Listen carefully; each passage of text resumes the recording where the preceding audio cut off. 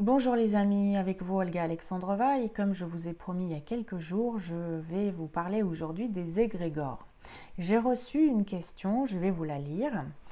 Olga, pourriez-vous commenter la question des égrégores? Dans un centre de développement spirituel et dans de nombreuses vidéos, on m'informe que les égrégores sont un piège. Ils jouent un jeu vicieux et utilisent les humains, se rechargent avec leur énergie et les utilisent comme des batteries qui les alimentent. Ils n'ouvrent pas la voie spirituelle, ils la freinent. Je me méfie de ces égrégores, je ne médite jamais en groupe, je ne participe à aucune action commune politique par peur de nourrir ces égrégores. Pouvez-vous commenter cela? Je vous propose de voir tout ça en détail. Avant de répondre à cette question, j'aimerais commencer par le point 0, le truc qu'on ne voit pas et qui est quand même assez important. Je vous invite et je vous inviterai toujours à réfléchir avant d'évaluer quoi que ce soit.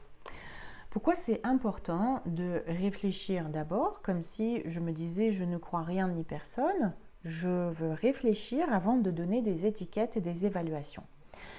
Parce que quand vous donnez des étiquettes, des jugements de valeur, des évaluations, vous basculez et maintenez la dualité du bien et du mal, du juste et de l'injuste, de tout ce qui est utile, inutile, moche, beau, magnifique, horrible, etc., etc.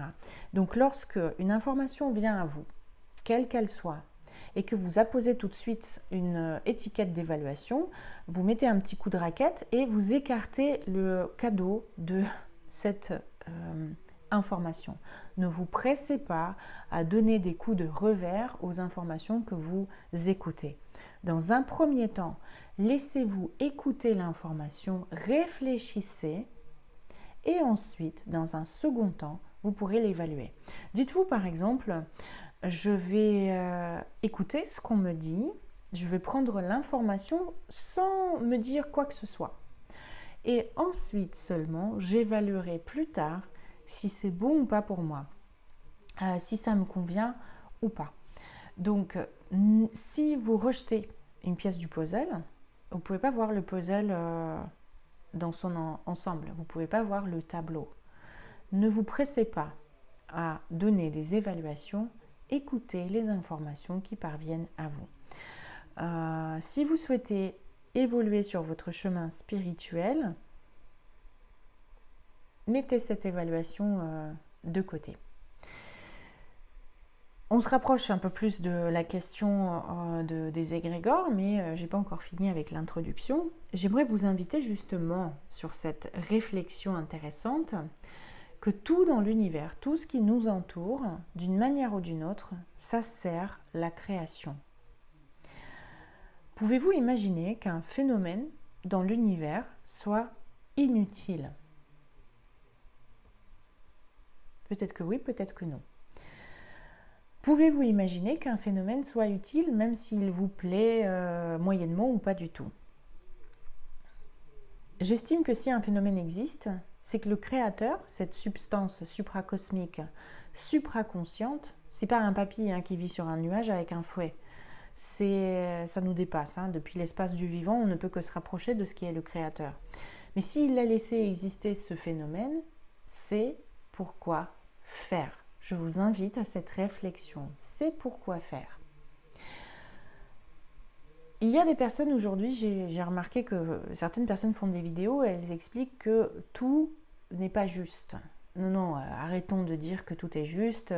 La violence, c'est pas juste. La souffrance, c'est pas juste. Ok. Une fois de plus, je vous invite à la réflexion.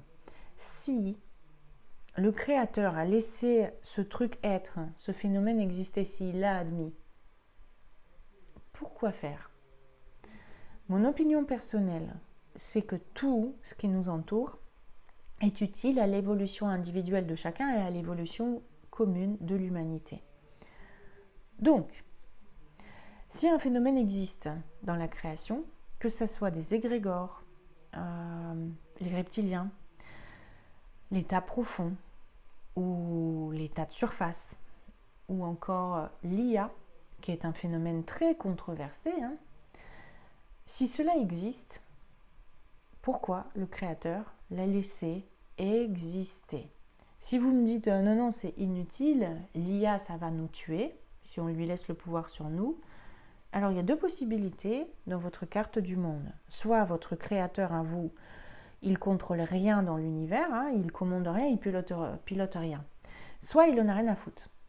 Il n'en a rien à faire de ce qui se passe sur Terre, il la laisse se détruire sous ses yeux, il fume la moquette à côté et puis il s'en fout. Moi, je ne crois pas en ce créateur-là. Il me paraît bizarre, il me paraîtrait presque être handicapé, quoi. Peut-il se tromper dans ses calculs? Est-ce qu'il peut se tromper dans ses calculs? Est-ce que c'est possible ou pas? Une fois de plus, c'est mon opinion personnelle. Suite à ma réflexion personnelle, ce n'est pas possible.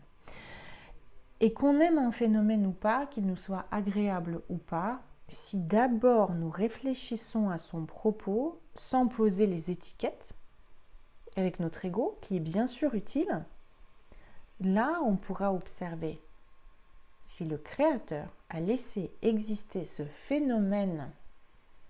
Il ne me plaît pas ce phénomène, ce truc-là, il ne me plaît pas, il est horrible. Mais si quelqu'un l'a admis, c'est quelqu'un qui me dépasse, c'est pourquoi faire. Alors, on se rapproche des égrégores. Qu'est-ce que c'est un égrégore? C'est une structure informationnelle et énergétique qui va se créer à partir du moment où plusieurs personnes s'unissent et qui ont des idées communes, des pensées communes et des actions communes. C'est-à-dire leurs émotions et leurs pensées vont vers une direction et c'est nécessaire, c'est suffisant pour qu'un égrégore puisse se créer. Les exemples les plus classiques des égrégores, c'est les fans d'un courant musical, les fans d'une star, les adeptes religieux, les personnes qui sont des adeptes de pratiques spirituelles aussi, qui se rassemblent autour d'une philosophie par exemple, qui vivent dans un pays, dans un village. C'est ça un égrégore. À partir du moment où il y a deux personnes et plus qui se rassemblent autour d'une idée et qui suivent un certain nombre de règles qui les régissent, un égrégore apparaît. Et comment fonctionnent les égrégores? En soi, un égrégore, il n'a pas de substance, il n'a pas d'âme, il n'a pas d'intelligence par lui-même. Il se sert de l'énergie qui est apportée par ses adhérents et participants. Ensuite, il va la dispatcher entre ses membres et plus il y a d'adhérents à l'égrégore et plus il devient puissant. C'est-à-dire lorsque vous arrivez dans un égrégore qui est déjà tout prêt, par exemple dans un groupe de prière ou dans dans une école de développement personnel où il y a déjà beaucoup d'adeptes, vous allez vous servir de cette énergie qui est déjà présente, de leur soutien, de leur protection, de leur vibration pour vous aider à se connecter à ce flow par vous-même, vous bénéficiez de l'énergie commune de cet égrégore. Est-ce qu'un égrégore est dangereux? Alors, la famille, l'école, le système éducatif, les partis politiques, la chasse, les méditations, le sport, les activités, les hobbies que vous aimez, ce sont des égrégores. Vous avez un égrégore familial. Est-ce que c'est dangereux? Est-ce que c'est si affreux que ça? Vous avez un égrégore au travail. Est-ce que vous en êtes détruit? Vous avez un égrégore dans votre immeuble. C'est comment? Vous avez un égrégore lorsque vous avez un animal de compagnie et vous promenez un animal de compagnie et vous en rencontrez d'autres propriétaires d'animaux de compagnie. Est-ce que vous en êtes mort? Donc les égrégores peuvent être très très très variables, très différents. Même si vous créez un égrégore, même si vous créez un village avec je sais pas, une vingtaine de membres, vous aurez l'égrégore de ce village.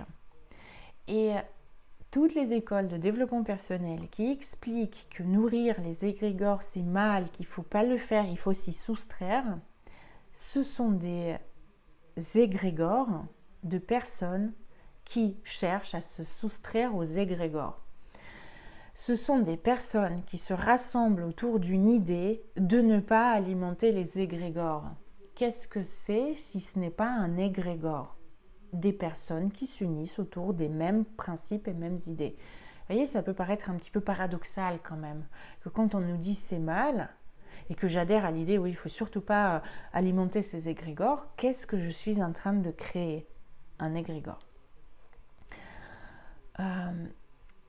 Je reprends, est-ce que les égrégores sont dangereux ou pas? Ils peuvent être très différents, hein. Ils peuvent être faibles, neutres, agressifs, destructifs et constructifs. Tout dépend ce que vous venez y chercher à l'intérieur. Comme j'avais dit tout à l'heure, l'égrégore va avoir sa puissance avec l'augmentation du nombre des participants qui adhèrent à ces règles. Plus le nombre est fort, plus l'égrégore est puissant et il dispatche l'énergie entre ses membres. Il y a des égrégores qui sont destructeurs et qui facilement capturent d'autres personnes qui n'étaient pas encore prêtes à y rentrer, mais qui rentrent facilement. On peut penser à l'égrégore de la Deuxième Guerre mondiale, par exemple, où il y avait des personnes qui participaient à des actions dont elles n'étaient pratiquement pas conscientes et ne comprenaient pas pourquoi elles le faisaient, mais tout le monde faisait pareil. Bref, je m'éloigne un petit peu. Pour répondre à la question est-ce que c'est dangereux ou pas, ça dépend. Et une autre parenthèse, c'est que nous pouvons appartenir à un certain nombre, même à un très grand nombre d'égrégores simultanément. Et je vous dis tout de suite qu'il vous sera difficile de vous soustraire à leur influence. C'est pas si facile que ça. Vous ne pouvez pas totalement enlever l'influence et de vous retirer de là. Même si vous décidez de partir sur une île déserte, de vous découper de ce monde, vous allez créer un égrégore, des personnes qui se soustraient complètement et qui ne veulent pas alimenter les égrégores et qui vont sur les îles désertes. Il y en a peut-être déjà 2, 3 qui ont les mêmes idées et ça crée un égrégore. Est-ce que c'est un frein ou pas à la voie spirituelle de participer ou de rentrer dans un égrégore? Ça dépend. Si vous avez peur des égrégores, bien sûr que ça va être un frein. Si nous avons peur de tout, si nous avons des blocages de ce côté-là, ça ne peut être que néfaste.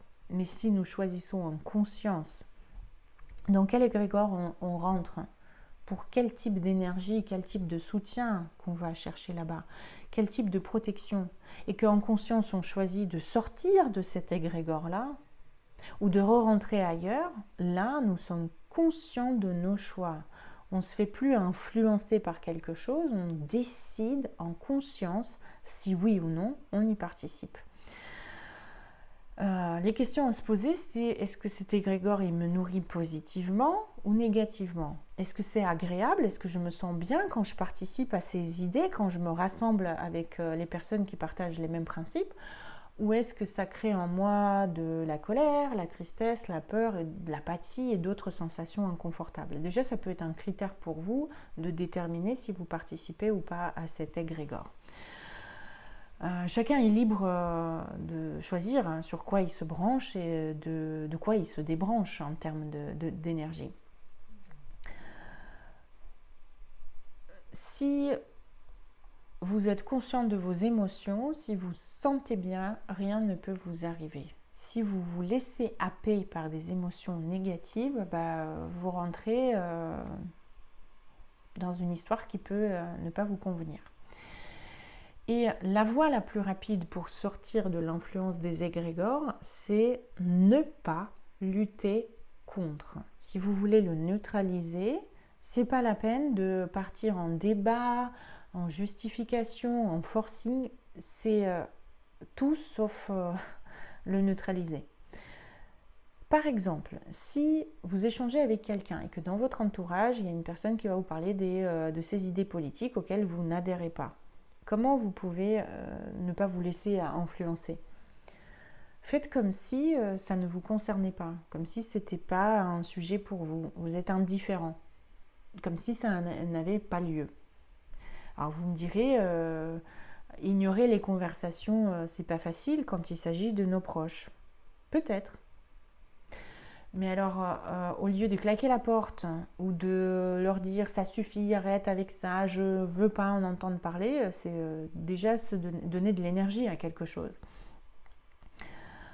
Si c'est possible de faire une abstraction, faites-le. Sinon, posez calmement vos limites avec l'idée « j'ai mes opinions, tu as les tiennes, je t'autorise à les avoir, mais je ne partage pas ton point de vue. Et j'aimerais qu'on trouve d'autres sujets de conversation qui nous rassemblent, justement, si possible. Mais si ce n'est pas possible, alors qu'est-ce que vous faites là? Vous pouvez partir, vous êtes libre. » Ne pas alimenter les égrégores, c'est aussi de rester calme.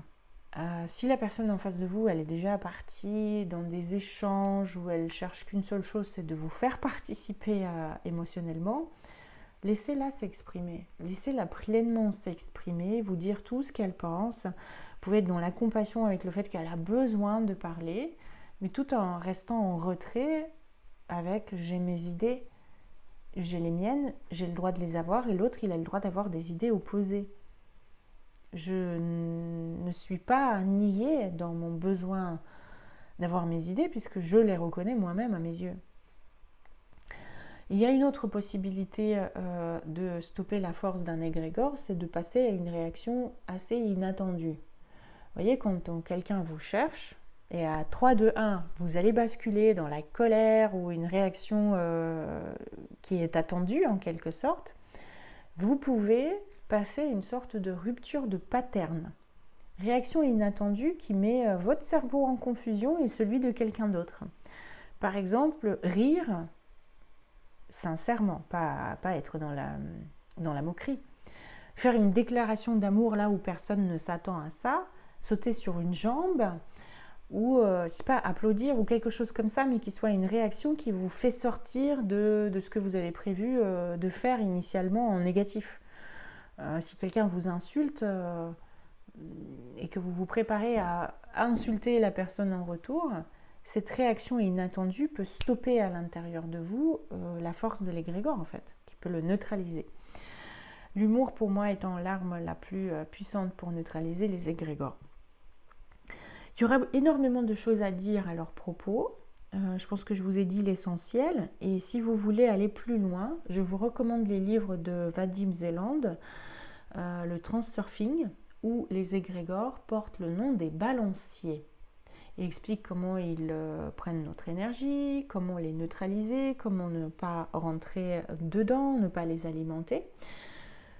C'est des livres qui sont complexes, la traduction est assez complexe à mes yeux en français, mais c'est faisable, c'est possible de les lire et de les relire et d'intégrer avec un peu de temps. Donc Transurfing de la réalité, Vadim Zeland, je vous recommande vivement pour compléter vos connaissances sur les égrégores. J'espère que ces informations vous ont été utiles. Je vous attends dans les commentaires autour de votre réflexion de ce que je viens de poser comme idée. Je serai ravie de les lire et je vous dis à tous à très bientôt pour des nouvelles vidéos.